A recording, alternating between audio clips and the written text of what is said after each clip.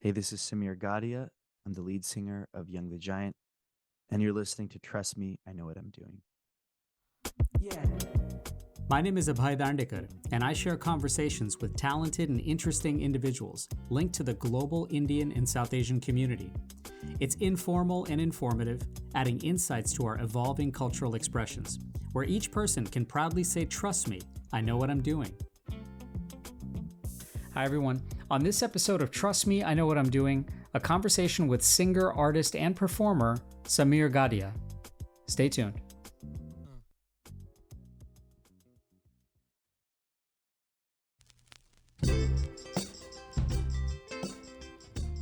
As always, I want to thank each and every one of you for listening and watching and subscribing to Trust Me, I Know What I'm Doing, and sharing it with your friends, and for following along on social media. Now, if you're enjoying these conversations, thanks also for taking a moment to submit a kind rating and review, as it's greatly appreciated. I've been thinking a lot recently of how, for some of the art and expression that I really enjoy, there's a construct that starts with the beginning, has a middle, maybe even a conflict to resolve, and definitely an ending. Sometimes that ending leads to more questions and leaves me both longing to continue the search and equally at peace. But I figure it's this meandering journey that we love, whether we're experiencing it on our own or as a group.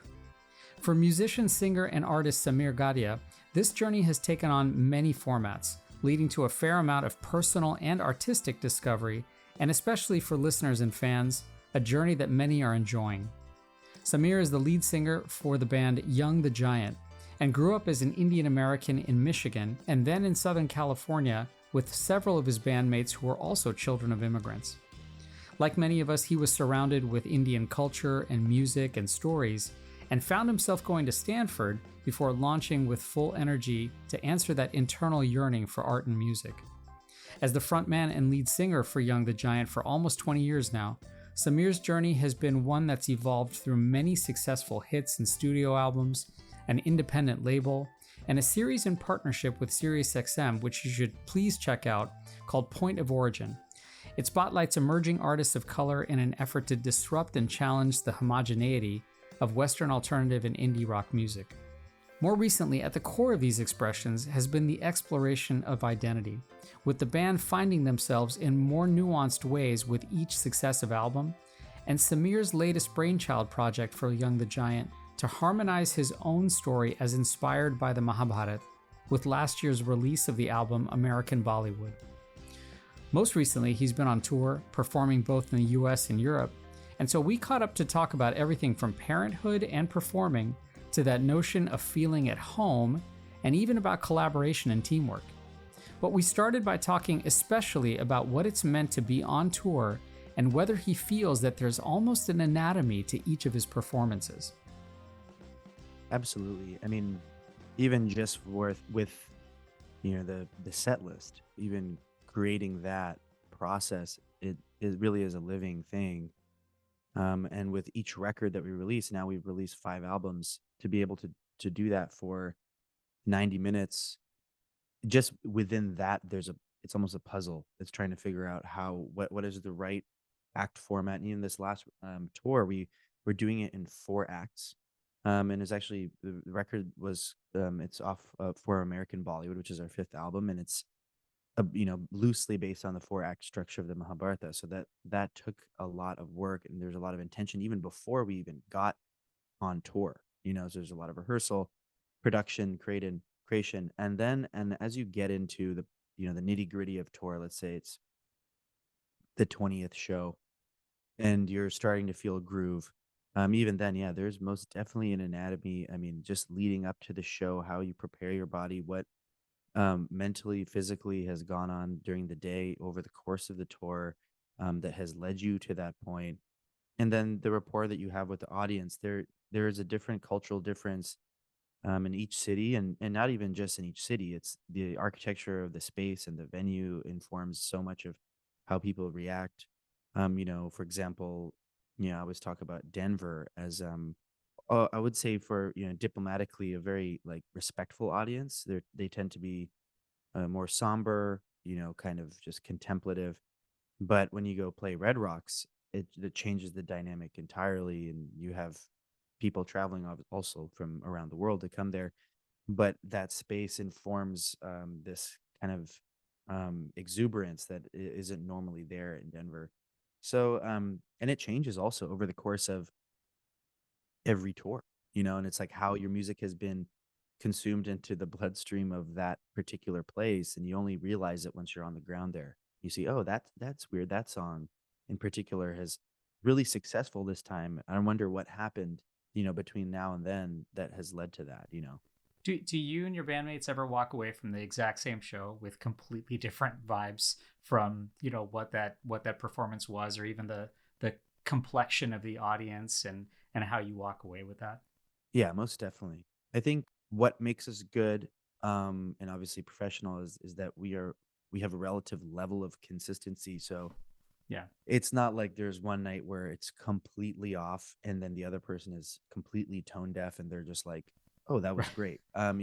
Yeah. For the most part, it falls within a very small like range, and I think it's very, consistent. Our shows are very consistent. But yeah, there are nights where my favorite show would be maybe even a show that isn't, on paper the most exciting, or maybe we didn't even play the best. But for some reason, the performance and the way that I brought the crowd into the story, the way that I felt like that fell, it can be an entirely different experience from another musician in the band who might be like, you know what, that crowd was kind of strange tonight. So that does happen. Yeah. I'm thinking, particularly for you as a parent now, at the end of your shows, and I mean, boy, just without the performance, that you must be on that exhaustion level. But at the end of a performance, is it somewhat akin to the end of the day for you as a parent? Um, yes and no, because there's a level of adrenaline that comes into the system after a show. And it's an interesting thing, I think even medically would be I've been doing this for so much of my adult life that my brain almost tricks my like I almost even when I'm at home and it's like let's say I've been on the road for a long time, there's this weird thing that switches where around 10 p.m. I get this burst of energy. Yeah, yeah. And so and I either fall asleep between 8 or 9 and then it's Right. done, or, like, I'm up until 2 in the morning after ten PM. Because on tour, there is a huge level of, adrenaline that comes in, Yeah. and, the other half of the job is, meeting people, being the host, and then the bus only moves at 2 or 3 in the morning, so, it's a different experience and, but equally exhausting. Do you and so in a way, I mean, I remember those days for sure, like, trying to get the kids to bed, and you sort of like get that nap in when you're exhausted around 8 o'clock, and then boom, 9 or 10 o'clock and you're up and ready to start doing your thing or whatever that might be. But in a way, because you've been doing this for so long, has the solace and the comfort and the adrenaline, for that matter, um, changed at all for you? Meaning that, do you find this in different venues now than even unexpected venues than you did perhaps at the beginning of your career? So maybe finding that solace or even that comfort or that adrenaline differently on stage or in the studio. And in a way, because you've been performing so much, does this also play a little bit to who you are as a person? I mean, does the performance play to the extrovert in you, or does it actually test the introvert in you? Mhm. Yeah, I mean, I've found that almost because of tour, there are the 2 parts of my personality that have been in some way cleaved from one another, and I'm actually working to try and bring them back together a little bit more, when I'm not on stage, even in social settings, unless I'm very, very comfortable with specific group of people. I'm very quiet, I'm observant, I don't like being the center of attention, I don't like birthday parties, I don't like that are for me, I don't like any party related to me or me being in the center of anything. I hate karaoke. I don't like even performing for 5 people. Sometimes it makes me really nervous. Um, and now in preschool with a whole new group of parents and stuff who are all some of whom are very social people. I'm pretty shy and awkward. But when I'm on stage, that person, the one who can really sway 50,000 people and tell a story and not feel any bit of nervousness, I think I'm kind of trying to find parts of that person in my daily life, but I'm also trying to find bits of that reserve and peace and calm after a show or towards the end of a show, and trying to bring those things into harmony. And as I've gotten older, I think I just have a lot more control on stage. I think before I was maybe a little bit, obviously there were some nerves that would go in there. There's some level of what posturing would be, what I'm supposed to be on stage. And now I think I've kind of completely thrown that all away. And I'm just, this unadulterated self of kind of emotion and energy on stage. And I can access that whenever. It takes a lot to actually be self-reflective of that. I mean, has that been a surprise to you that there is, some at least level of wanting to integrate that? I mean, some people they particularly want to keep those two sort Hmm. of places separate, right? There's, I want my inner quiet, I want that quiet spot, and then I want to be a different person on stage or in a performance. Have you Yeah. found that surprising to want to integrate that more? Yeah, it's surprising. I think it's been a recent thing. I think maybe also just with parenthood, it's a very, complicated subject, but Yeah. obviously, as you know, that you're trying to overcome certain cycles and certain things. And I don't want to be the serious person. I'm not inherently a serious person. Sometimes I can Yeah. can be, when I'm, not around the my job. I would like to bring some levity to that. I think that that's a big factor. But Mm. at the same time, it's also, being social with new people.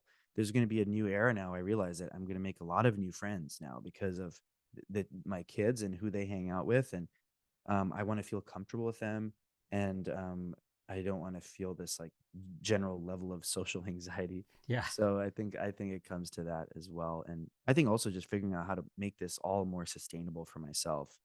Um, so I can be doing this in 10, 20 years. Yeah, I mean, there's a lot of learning to happen, right? That as you're going through it as a parent, as you're going through it as a professional, going through it even from the business side of things.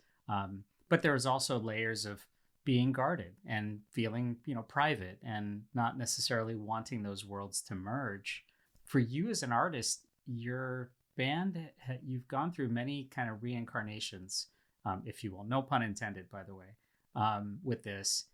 I'm so curious each time you make a recording, and maybe particularly with American Bollywood, but what do you perhaps have to unlearn as you go from recording to recording, or even project to project for that matter? Hmm. I mean, there's so much. I mean, I think we really try and deconstruct all of it. And maybe we don't do it as formally as one would maybe, let's say, at a board meeting or something like that, where you have Yeah. a project, you have something that was out in the world, and then you discuss, okay, what worked, what didn't work.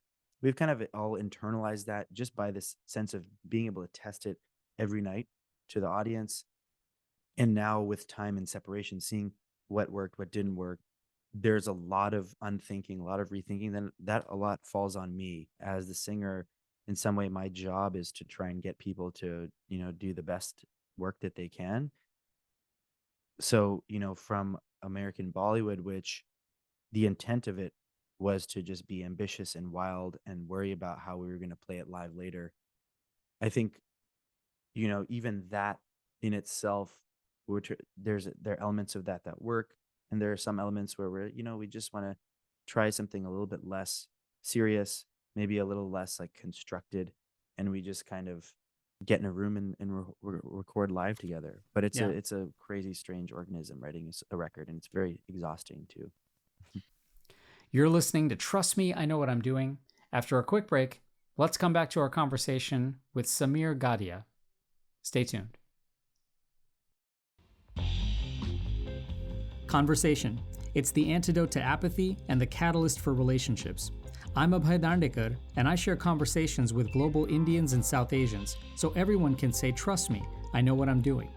New episodes weekly, wherever you listen to your podcasts.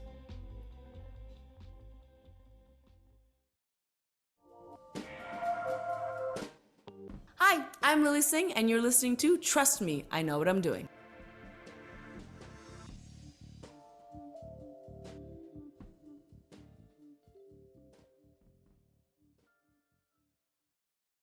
Hi, I'm Utkarsh Ambudkar, and you are listening to Trust Me, I Know What I'm Doing.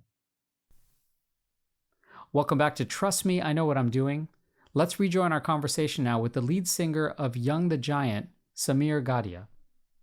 I imagine that the tinkering part happens on stage and in performance and even in practice or rehearsal. But I'm always curious about one thing. How do you know when a song is done? Mm. Yeah, I mean, it's hard. I mean, it's like a painting. And I think one of the best descriptions I heard is, when you feel like the lyrics that you're saying everything that needs to be said, then this song is done. Obviously, when it comes to sonics and things like that, you can go really far. And for us, almost as a band, one of our issues is, yeah, is trying to pull back a little sooner, because all Yeah. of us are perfectionists and we like everything to be perfect. But that's a lot of unthinking for me, just being, going to Stanford, and part of me very type A. Many of the other guys too, and they just Yeah. coincidentally all a lot of immigrants. We were we were like told that this is the way that we need to do things in order to survive this world. We have to be pragmatic. We have to be organized. We have to do things in the right way and work really hard, and harder than maybe most people. Um, but now we have to unthink that a little bit. Music doesn't work under those guidelines. So, maybe it's actually okay if the guitar is a little out of tune, or if there's a little error here, because that brings some level of uniqueness to the recording. So that's always a challenge for us. I wonder if that comes also as you perhaps gracefully age as an Hmm. artist or as you evolve. I mean, have you come to a place where you accept those imperfections, not because it's any less of a mark of your drive or ambition, but Hmm. more just the idea of being far more content with your work? I don't know. It's weird. I think they're the a thing that draws me and propels me forward. And I wish it wasn't this way. I guess many people would think that I'm, very content with artistically with what I've done. And in truth, there's always just a level of chaos, and I'm dealing with this very critical person in my head who's telling me that everything I've created is horrible.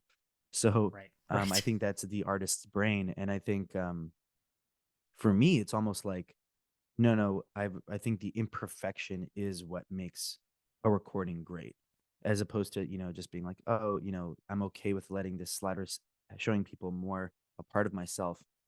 I think that honesty comes into it, right? Like, Yeah.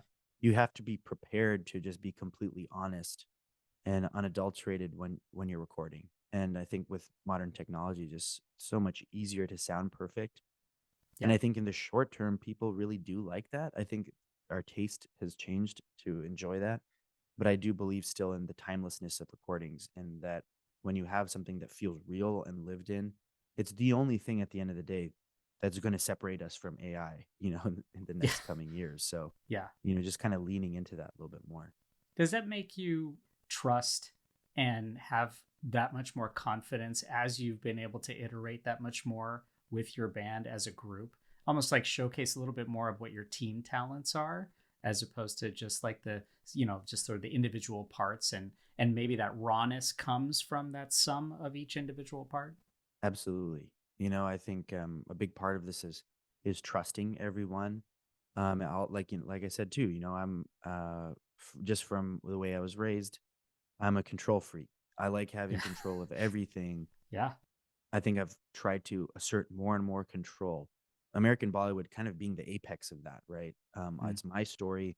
Brought a lot of the songs in, brought a lot of the sonics in. I was very intentional about how I wanted things to be, and luckily the band really supported me and fell into that concept of what I thought. But now, this new record, it's um, my personal thing is to not be as precious anymore, to let go of like entitlement or ego or this feeling.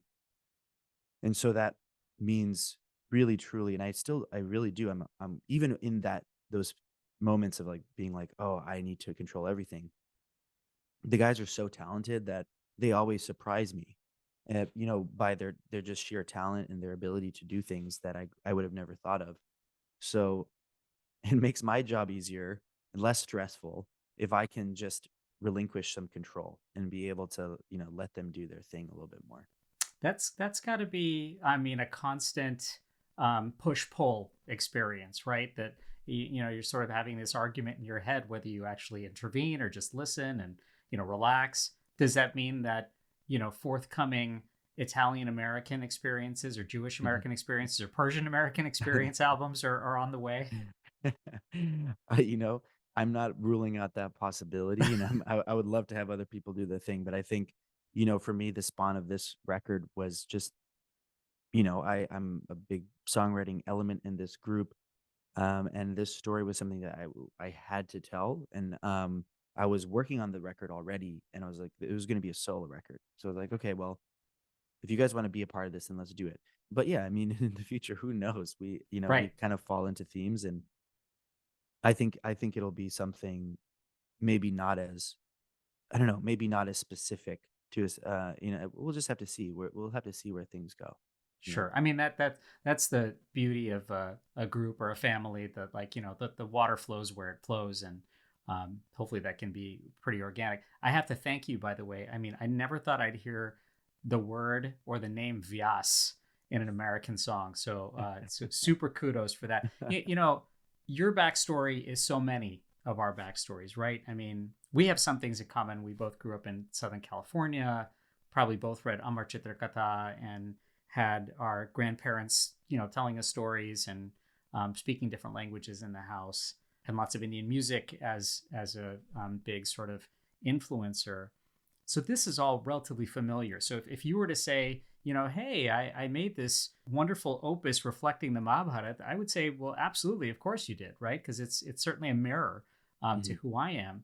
But for those whose experiences aren't the same, and for those who are coming at this as, Samir's experience kind of a window into his world as opposed to a mirror, you just heard my reaction to this. But what's the more common reaction that you get from people who are coming at this from that window perspective? Yeah, it's been a very interesting tour. I'll tell you that because really the way you get to see it and interface with the most of the fans who listen to the record is after the show, before the show, how people react to the songs.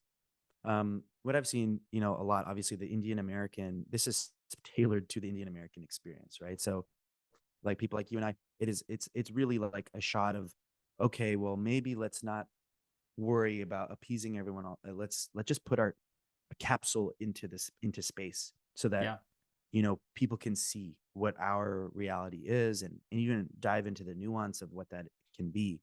And then I think in for a lot of first generation Americans or first generation from wherever, there's also a chord there. And you don't have to be Indian American. I think it's the concept of creating a new home for yourself that you didn't have before.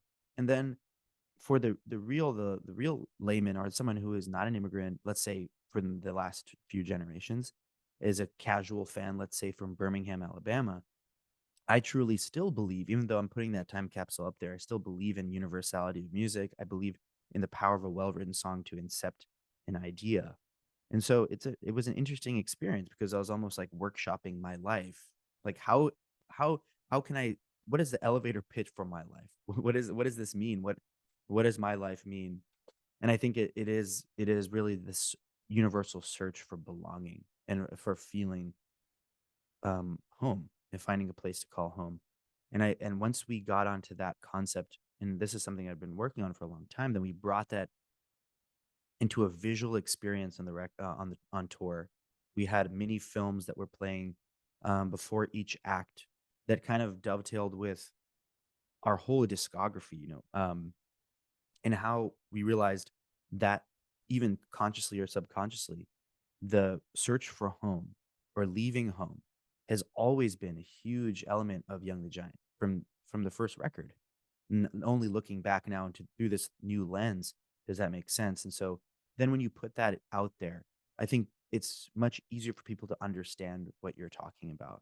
But at the same time, you're out there and you're like the only Indian person for miles, and you sometimes do wish, I wish I could get that level of like nuanced understanding and criticism that maybe some other cultures have had the ability to have in America. But this is the goal, right? This is the step there that, maybe people will understand this more later. Yeah. Right. I mean, you talk about feeling at home and having that same sort of like sense and sensibility. The line from the album on the walk home where you're asking, "Can someone walk me home?" Was this almost necessary for you? Like you mentioned, like you were going to do this as a solo project, but as you've grown as an artist and as Young the Giant has evolved from those first few albums and now here and now releasing a live album, does the work and artistic expression, truly feel like you're finding home that much more? I mean, is that really the goal going forward, or has it kind of always been there? It's just now you've been able to articulate it this way and express it this way. Yeah, I feel like we've been able to articulate it in much finer point. And yeah, the process of making music, I want to continue to take that mantra forward, because it's so easy when you're in the studio to get caught up in the minutia of things, but to really think about that larger picture and what I think we represent, and what we can continue to represent, and it is a group project, and music becomes art, and when people can all experience it together, when it's actually out in the world, then it becomes something like multidimensional. And I was having a debate about this, with an artist friend, and he believes completely that art is only there when it's perceived by someone. I think there's a gray area. Art can be art in like a forest and no one sees it and it can still be art, but if it becomes a part of the culture and conversation, that's the ultimate goal, right? That's our goal, at least. So we want to continue to, bring that forward.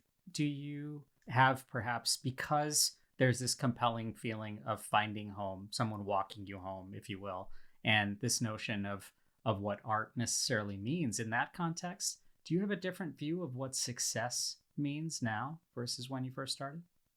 Or even how you sort of measure whether something, your own artistic expression, is in fact successful? Absolutely. And like I said, I kind of struggle with my own criticisms. And I think so much so, I think people would be very surprised. And I think this is universal. I think they're obviously the loudest out there they think they're the best, coolest thing, awesome, most thing ever. Yeah. I You've think got Riz, as yes, they say. yes, exactly. They've got the Riz, and for me, I think m- really serious about the craft, about art, and also just like plagued with my own inner demons. I think Yeah. um, that goalpost is always changing, and it used to be for just maybe for not necessarily for the better. I think it was just an arbitrary thing. As humans, when you reach a goal, then you're like, okay, well, what's the next goal? And I Yeah. found myself doing that all the time. I think now my goals, obviously, with having children are different. I don't necessarily just want to give it all away, do everything that I can to become the biggest artist in the world. I was already not willing to do that artistically. I think Young the Giant has carved a path for ourselves without having to play the game, let's say, that other artists are playing. I'm very proud of the fact that and not necessarily because we think it's lame. I think it's fine. Just we haven't had it. We don't really have features. We don't really have other people writing our songs. We do it all in house, and I think It's on your own label. it's on our own label now, especially.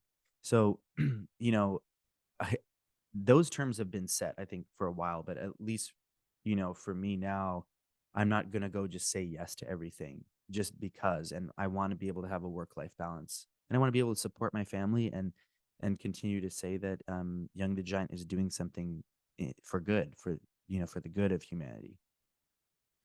Yeah, no, and I mean, maintaining and integrating that into your ongoing work is always a challenge. You're listening to Trust Me, I Know What I'm Doing.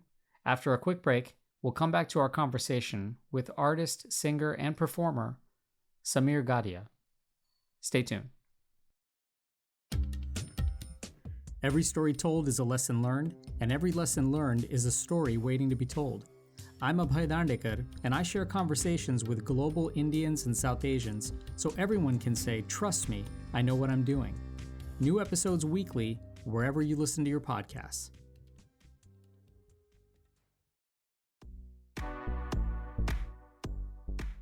Hey, this is Cal Penn. I'm an actor, author, former public servant, and you're listening to Trust Me, I Know What I'm Doing.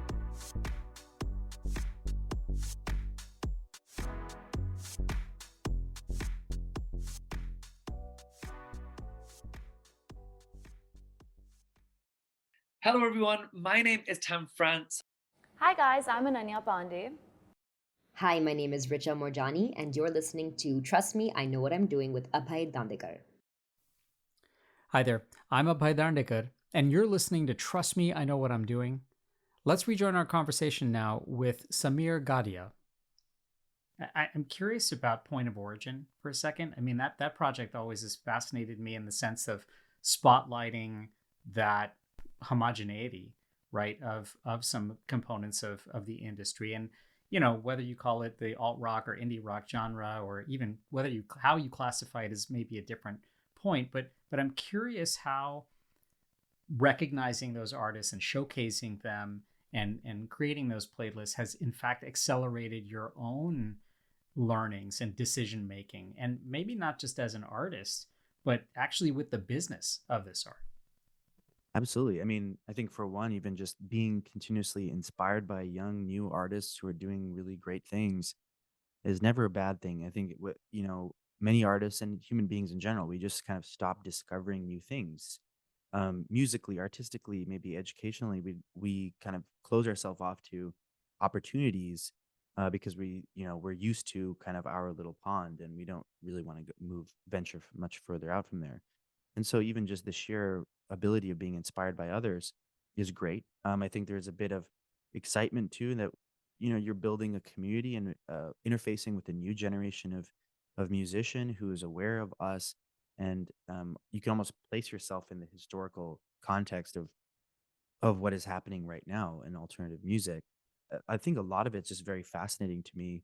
I think music is still, we are in a post genre world. Music has become influenced by all different genres, but we've kind of taken the classifications of genre almost to as euphemisms just to classify the type of people who are making it. And that kind of was always the case. Like even you think about the term urban music, is just such a euphemism, and that's continuing to happen. So I do believe that there's something very interesting to be said there, and I'm excited for where Point of Origin is going to go this year. I'm like trying to get a podcast underway, and locked in really some amazing artists, some of whom are like not necessarily brand new artists, but well known artists. Like we're having Brittany Howard on in February. And I'm really excited for these conversations. You mentioned the idea of euphemisms for genres and even just like the people who are making these music making this music, but I'm wondering also, I mean, as you have had this pretty profound now long journey, right, from Irvine High to the Jakes to Cough Syrup and all the iterations there, are you also more cognizant of not only these artists and the descriptions of who's making the music, but also the description perhaps of who they're making the music for? And is that actually blurring that much more too? Is it important for that matter for us to not necessarily have an audience in mind when we're actually making the art?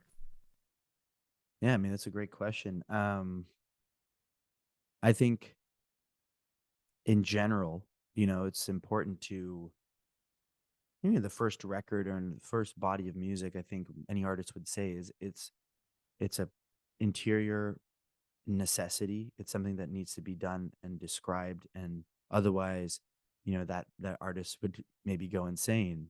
It's like an imperative, and it's a hope that okay, maybe this does find an audience. That's great. Um, and if not, then that's the way things are. And I think that obviously there's a hot button issue with what is a content creator versus what is an artist, and I think that is the delineation. I don't think that I'm not reserving judgment for a content creator, but content creators goal is to think of the audience first and then create the thing. The reverse engineering, that's like they're marketing something to them, Yeah. right? And that is what is working. within the industry. So there are many people out there who I would consider content creators. And then you have the artist, and it's becoming much more economically impossible to be an artist. So I don't blame up and coming artists for being content creators, but we need to figure out a system to reward artists because the money is there.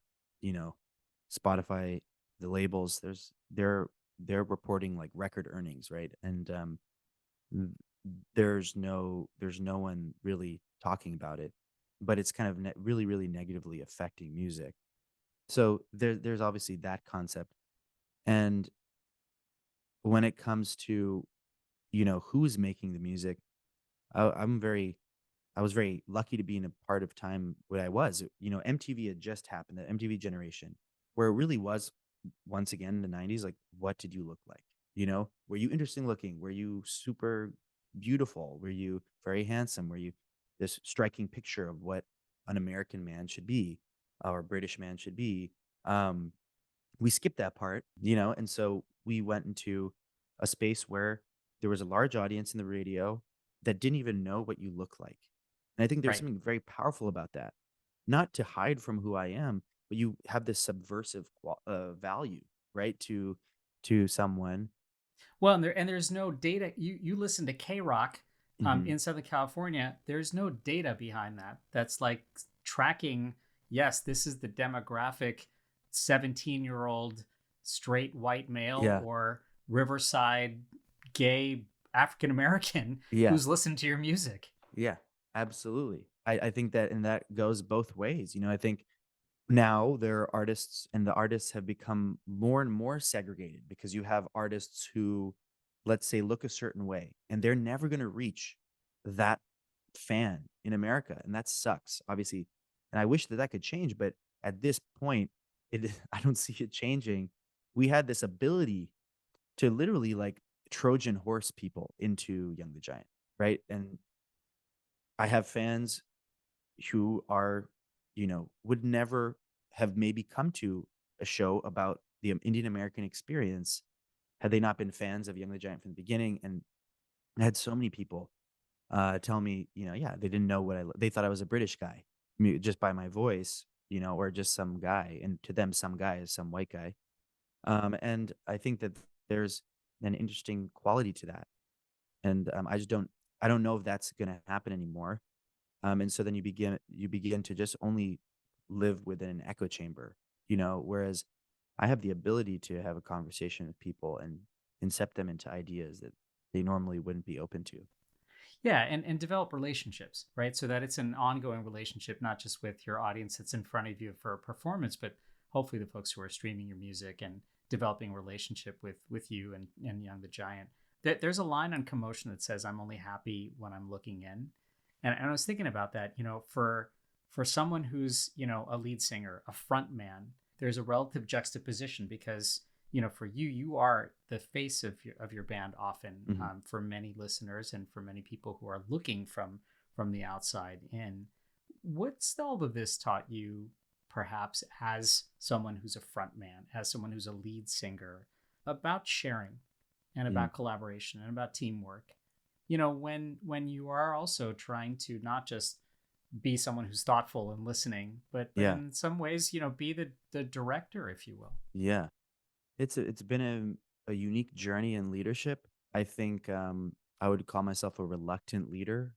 I was never craving that, but I was, foisted upon those.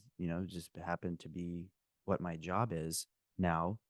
And I think that's what makes a good leader because it's a thoughtful one. And I think for me, it's almost like I always did know how to be able to delegate and how to be mediator and how to bring people together. Um, but I found myself almost losing sense of my imperatives and my goals and or what I what my inclinations were because I was trying to be as caring and as understanding of other people's feelings while pushing mine down. And I think with that line, I'm only happy when I'm looking in. It's just at least checking in, having an awareness of my needs as a human being. I think one would think with, traditionally as a lead singer that I would be that guy who's just like, look at me, that I need the center of attention. I feel very uncomfortable in those positions. And I've learned to now take it with a little bit more grace and be okay knowing that, hey, you know what? It's okay sometimes to be the center of this. And so, and I've learned that, but I think it's always been there an important thing, even with this record, even being controlling, to bring people in and to have their viewpoints and to have them enrich the experience, because a band is greater than the sum of its individual parts. I truly believe that. It's almost the it's definitely the Gujarati invite everyone under the tent at Dandiya Ras Yeah. kind of experience, right? Yes. Let me get you out of here on this. I mean, you're not the first, and certainly, hopefully, not the last to represent the sort of Indian and South Asian diaspora in Western music. But for those who maybe are getting to experience your music and get introduced to Young the Giant for the very first time, they're watching you perform for the very first time, maybe at a concert. How do you hope they feel? And maybe what questions do you hope they're asking as they leave from those experiences? I hope they feel that they belong there, that this is a place that they can call home. In some ways, I want it to feel like a spiritual journey to go through the things within one's own life, maybe, but to also question deeply held beliefs, maybe, or to just enjoy, to have a good time, to not think so much, and not be stressed out, and just enjoy the company of like-minded people, or just even someone who's not like you next to you, and enjoy the show. Maybe spiritual is a bit much, but I want it to feel like a journey. I want people to. I'm not hot water music. We're not background music. We're headphone music, and in a live space, you can all enjoy that together. Well, I know that lots of people are enjoying it, and hopefully they're discovering and rediscovering it. We got through this, Samir. I don't know if it was framed in the format of an origin, an exile, a battle, and a denouement, but we made it. So, Yes. Samir, thank you so much for joining, and I hope we can revisit with you again down the road. Yes, absolutely. Thank you so much for having me, Abe, and yeah, let's keep in touch. Thanks so much, Samir. Young the Giant has a live compilation album streaming everywhere now, so please check it out. You can also find all episodes of Trust Me, I Know What I'm Doing wherever you listen or watch your podcasts. And thanks again for listening. Hope everyone has a new year that's filled with peace and health. Until next time, I'm Abhay Darndegar.